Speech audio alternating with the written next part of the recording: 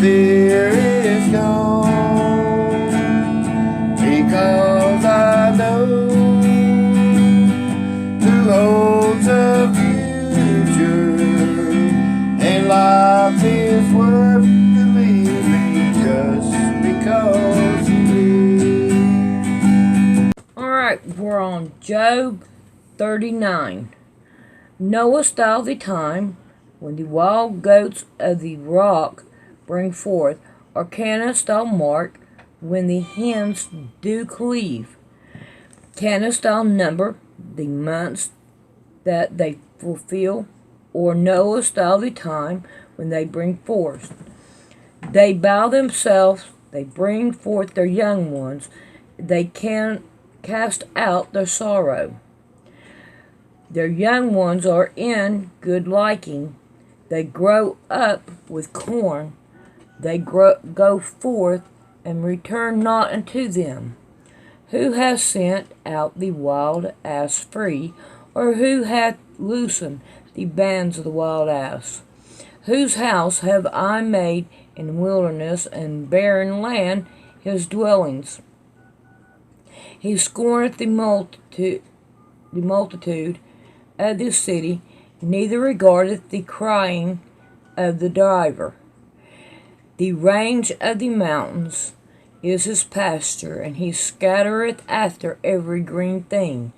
Will the unicorn be willing to serve thee, or abide by thy crib? Now, you can picture a unicorn as a horse and with a horn if you want to, but really a unicorn is like a dinosaur.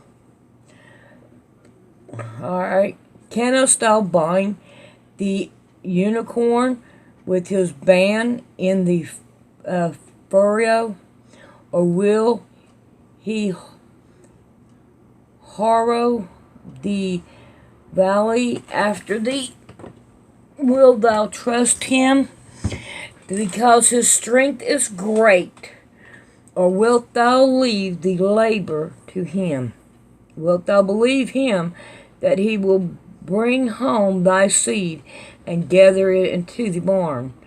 Givest thou the goodly wings unto the peacock, or wings and feathers unto the ostrich, which leaveth her eggs in the earth, and warmeth them in dust, and forgetteth that the foot may crush them, or that the wild beast may break them? She is hardened against her young ones, as though they were not hers. Her labor is in vain without fear, because God hath deprived her of wisdom, neither hath he imparted to her understanding. Wow, I know a lot of peacocks that are called people. What time she lifted up herself on high, she scorneth the horse and his rider. Hast thou given the horse strength? Hast thou clothed his neck with thunder? Canst thou make him afraid as a grasshopper? The glory of his nostrils is trouble. He paweth in the valley, and rejoiceth in his strength. He goeth on to meet the armed man. He mocketh at fear, and is afraid. Neither turneth he back from the sword. The quiver rattleth against him, and glittering spear and the shield. He swalloweth the ground with fierceness and rage, neither believe he that is in the sound of the trumpet. He say among the trumpet, yea, yea, and he smelleth the battle afar off, and the thunder of the captains, and the shouting. Doeth the hawk fly by thy wisdom, and stretch her wings towards the south? Doeth the eagle mount up at the command, and make her nest on high? She dwelleth and abideth on the rock, upon the crag of the rock, and the strong place. From thence she seeketh to the prey, and her eyes behold afar off. Her young ones also suck up blood, and there the slain are, there she is. Now you can take this Bible verse and you can take it back to Revelations. And they tell you that they do not eat blood, but they do. The hawk. We're talking about the hawk. The hawk does eat blood. Alright, we're on 40. Moreover, the Lord answered Job and said, Shall he that contendeth with the Almighty instruct him? He that reproved God, let him answer it. Then Job answered the Lord and said, Behold, I am vile. What shall I answer thee? I will lay my hand upon my mouth. Once have I spoken, but I will not answer, yea, twice, but I will proceed no further. Then answered the Lord unto Job out of the whirlwind, and said, Gird up thy loins now like a man, and I will demand of thee, and declare thou unto me. Wilt thou also disannul my judgment? Wilt thou condemn me, that thou mayest be righteous? Hast thou an arm like God? Or canst thou thunder with a voice like him? Deck thyself now with majesty and excellency, and array thyself with glory and beauty. Cast abroad the rage of wrath, and behold every one that is proud, and abuse him. Look on every one that is proud, and bring him low, and tread down the wicked in their place. Hide them in the dust together, and bind their faces in secret. Then will I also confess unto thee that thine own right hand can save thee. Behold now, Behemoth, which I made with thee, he eateth grass like an ox. Lo now, his strength is in his loins, and his force is in the navel of his belly. He moveth his tail like a cedar. The sinews of his stones are wrapped together. His bones are as strong pieces of brass, and his bones are like bars of iron. He is the chief of the way of God. He that made him can make his sword to approach unto him. Surely the mountains bring him forth food, where all the beasts of the field play. He leaneth under the shady tree in the court of the reed, and thins. The shady tree cover him with their shadow, and the widow of the brook compass him about. Behold, he drinketh up a river, and hath it not. He trusteth that he can draw up Jordan into his mouth. He taketh with his eyes, his nose piercing through snares. Alright, I'm going to go check on the baby. Alright, now we looked at the unicorn.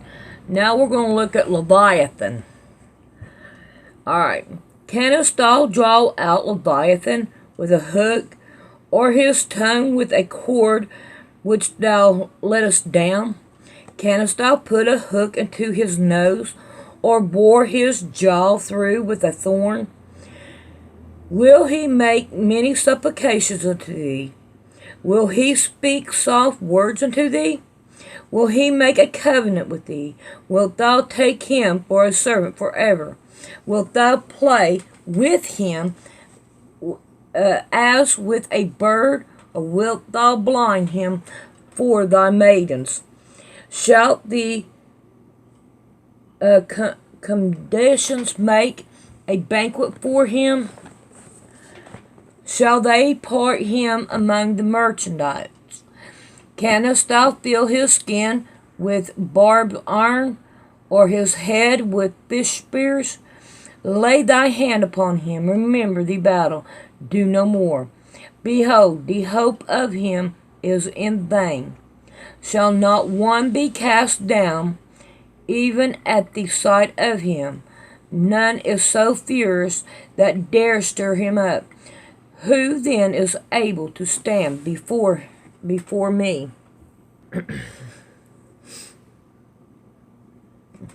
who have preserved me that I should betray him. Whatsoever is under the whole heaven is mine. I will not counsel his parts, nor his power, nor his comely position. Who can discover the face of his garment, or who can come to him with a double bridle? Who can open the doors of his face? His teeth are terrible round about. His scales are his pride, shut up together as with a closed seal. One is so near to another that no air can come between them. They are joined one to another. They stick together that they cannot be surrounded.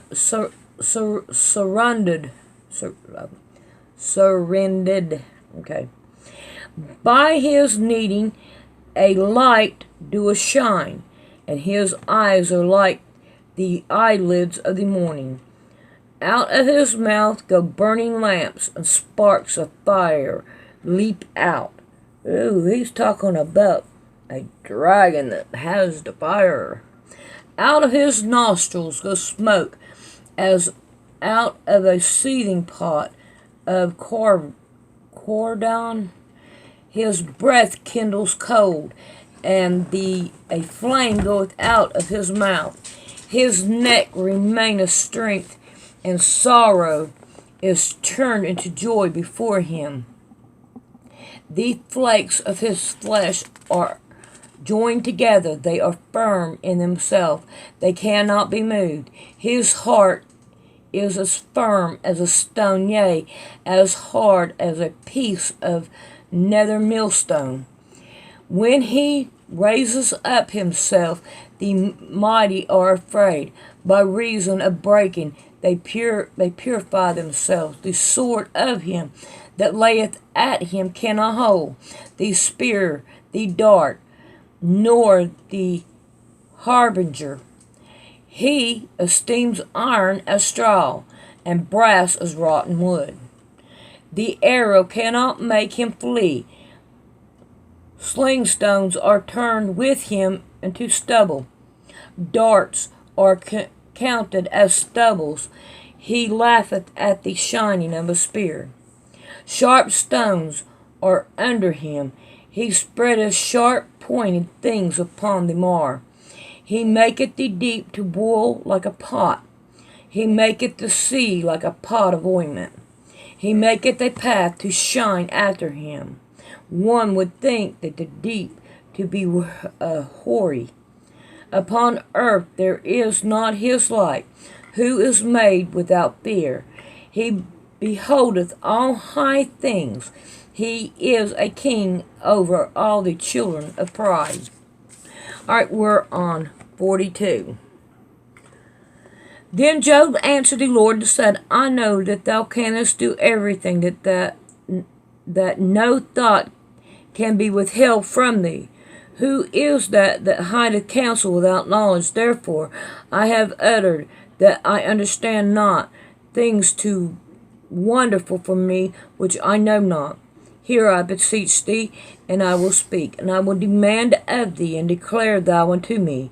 I have heard of thee by the hearing of the ear, but now my eye seeth thee. Wherefore I abhorred myself, and repent in dust and ashes. And it was so that after the Lord had spoken those words unto Job, the Lord said to the Tishmite, my wrath is kindled against thee, and against thy two friends, for ye have spoken of me the things that is right, as my servant Job hath. So they both spoke the same thing, but he's kindled against him. That I don't understand. Therefore, take unto you now 7 bullocks and 7 rams, and go to my servant Job, and offer up for yourself a burnt offering, and my servant Job shall pray for you.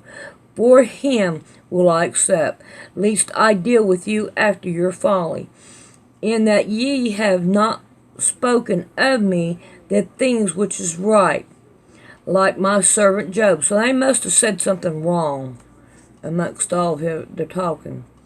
So Eliphaz the Tishmite, and Bildad the Shunite, and Zophar the Naamite went and did according to the Lord commanded them. The Lord also accepted Job, and the Lord turned the captive of Job. Then he prayed for his friends. Also the Lord gave Job twice as much as he had before. Then came there to him all his brethren, and all his sisters, and all that they had been of acquaintance before, and did eat bread with him in his house, and they bemoaned him, and comforted him over all the evil that the Lord had brought upon him. Every man also gave him a piece of money, and every one an earring of gold. So the Lord blessed the latter end of Job more than the beginning. For he had 14,000 sheep, and 6,000 camels, and 1,000 yoke of oxen, and 1,000 she-asses. He had also 7 sons and 3 daughters. And he called the name of the first Jeremiah, and the name of the second Keziah, and the name of the third Karen Hapach. And in all the land were no women found so fair as the daughters of Job, and their fathers gave them inheritance among the brethren. After this lived Job 140 years, and his sons and his son's son, even 4 generations. So Job died, being old and full of days. All right, now I've got my little dictionary book here, and we're going to look up the word unicorn. All right, unicorn, the rendering of an authorized version of the Hebrew rim, a word which occurs 7 times in the Old Testament as the same language wild animal. The rim of the Hebrew Bible, however, has nothing to do at all with the one-horned animal of the Greek and Roman writers, as is evident from Deuteronomy 33:17, where in the blessings of Joseph it is said, the glory is like the firstling of his bullock, and the horns are like the horns of a unicorn. Not as the text of the authorized version rendering it, the horns of a unicorn. The 2 horns of the rim are 10,000 of Ephraim's and 1,000 of Manasseh's. This text put a one-horned animal earlier of the question concerning that the rim is spoken of as a 2-horned animal of great strength and force, that it was evidently known and often seen by the Jews that it is mentioned as an animal fit for sacrificial purposes, and that it is frequently accounted with bulls and oxen. We think there can be no doubt that some species of wild ox is intended. Okay, so it's more like a wild ox. All right. There we are with this. I thank you all for listening, and I hope God richly blesses you guys. Hugs and kisses. Let's not forget, we work in the book of Psalms. Tomorrow we start on it, and there's 150 chapters.